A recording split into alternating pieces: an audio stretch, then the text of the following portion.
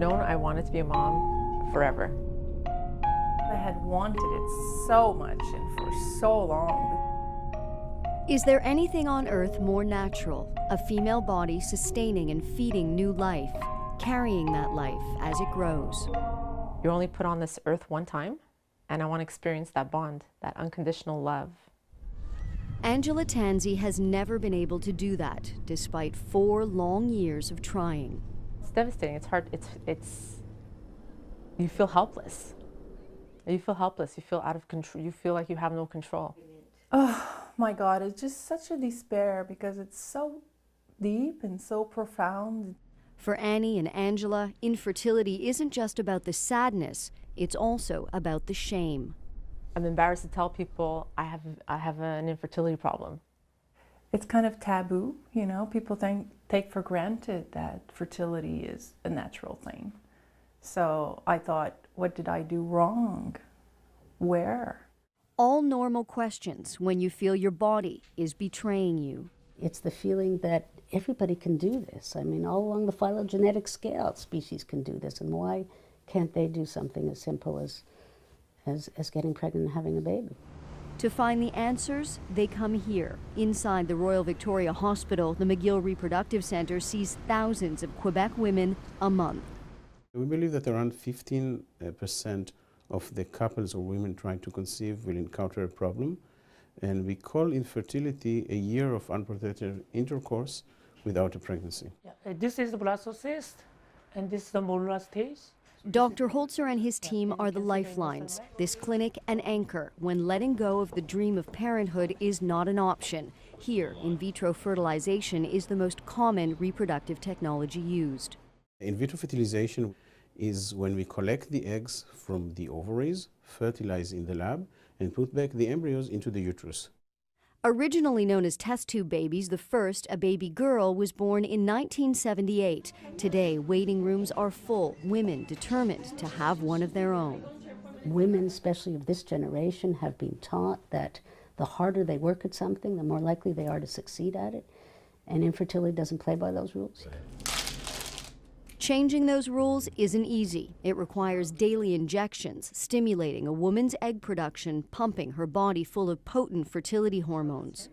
That was really a big deal for me, to shoot myself in the belly every day and then to feel my ovaries going really big and tense and painful. Ovaries 1, 2, 3, 4. The more 5, eggs, 6, 7, the better 8, the chances. 9, After weeks 7, of injections and ultrasounds, a woman is sedated, her eggs extracted, often as many as 20 or 30.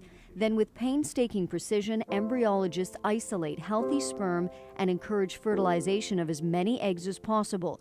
A few are returned into the womb, the rest are frozen. Very, very long process, very difficult, very hard on the body, the mind, the soul. It's draining. The emotional reaction to infertility is no different than cancer. It's actually higher than divorce, and it's equal to death of a loved one. And of course, you're dealing with a death. You're dealing with a potential life. Anger, depression, guilt, blame. Infertility targets a woman's sense of self. Every time I go to the hospital, I'd walk out like in tears because it's like, why do I have to go through this? Why? The answer to that question is complex and often hard to pinpoint, but what is clear is that one factor is key: a woman's age. People should be aware that women's own fertility declines, and the decline is steeper after the age of 35.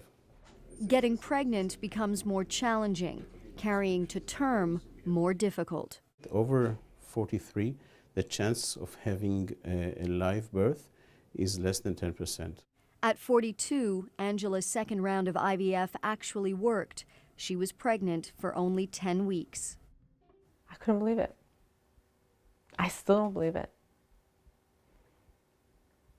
I still don't believe it. It's all a tough pill to swallow for women who focused on a good career or waited for the right man, thinking there was time. I come from the feminist movement, and I also don't want women to think that they have to give up their careers and they have to give up their education and start having babies at 28. So it's a very fine line. With most of the clinic's patients over 35, what they do now is cling ferociously to hope, believing the success stories that pepper the walls of this clinic will one day include them. It's very hard. You know, you get really emotional for them. You feel their pain, and that's what drives us even more. Like, you know, you'll say to the doctor, we gotta get her pregnant. We just gotta get her pregnant. Bravo!